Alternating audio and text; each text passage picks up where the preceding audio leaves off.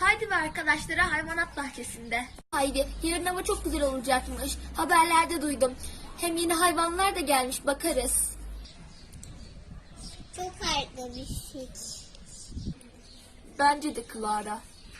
O zaman şimdi erkenden yatalım. Yarın erken kalkmamız gerekiyor. Tamam Peter. Haydi. İyi geceler Peter, iyi geceler Clara. Size de iyi geceler Haydi, Clara. Atları görmek için çok heyecanlıyım. Ben de. Hadi ışıkları kapatın. Hadi atları kaçırmayalım. Hadi atları kaçırmayalım.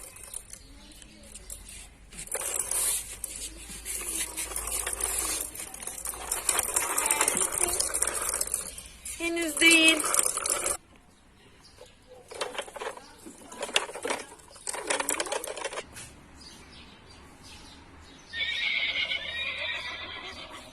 O atlar ne güzel. Bence de harikalar değil mi Peter?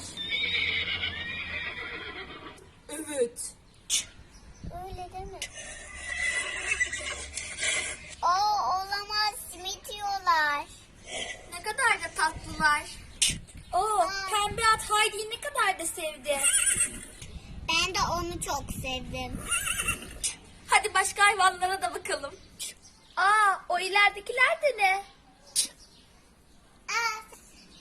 Sanırım onlar köstebek. Hadi gidelim.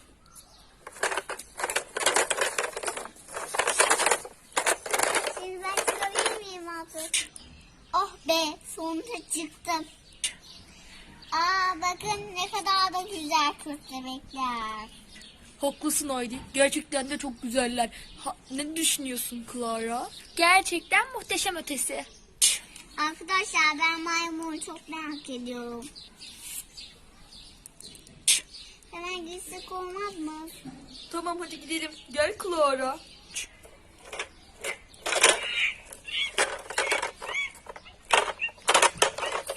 Kafama bir şey döküldü. Ne döküldü Heidi? Bak döküldü. Toprak mı? Oo, goriller şaştı. Çok büyük. Evet Oy. gerçekten de çok büyük. Bakın arkadaşlar, bu goril kucağında toprak taşıyor. Ne kadar da ilginç. Arkadaşlar bir de ben pandayı çok merak ediyorum. Oy, yine mi toprak? Sanırım goril bize toprak atıyor. Toprak attı. Arkadaşlar bize saldırıyor. Hadi hemen Panda'nın yanına gidelim. Peter sana da saldırdı. Olamaz. Hemen Panda'nın yanına kaçalım. Koşun koşun koşun. Hadi hemen Panda'nın yanına kaçalım.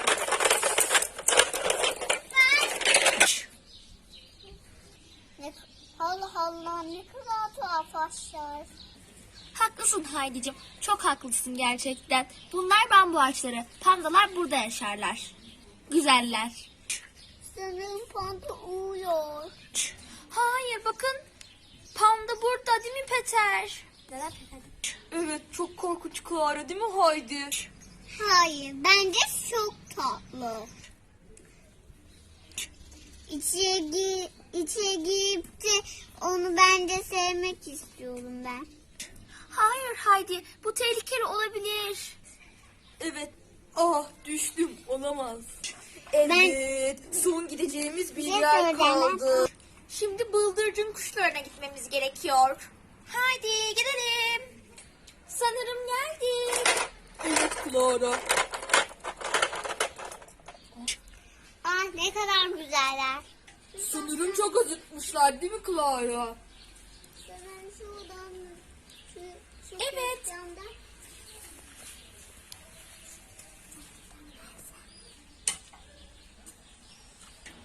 Evet arkadaşlar, hayvanları çok seviyoruz. Kanalımıza abone olmayı unutmayın. Hoşça kalın. Görüşürüz.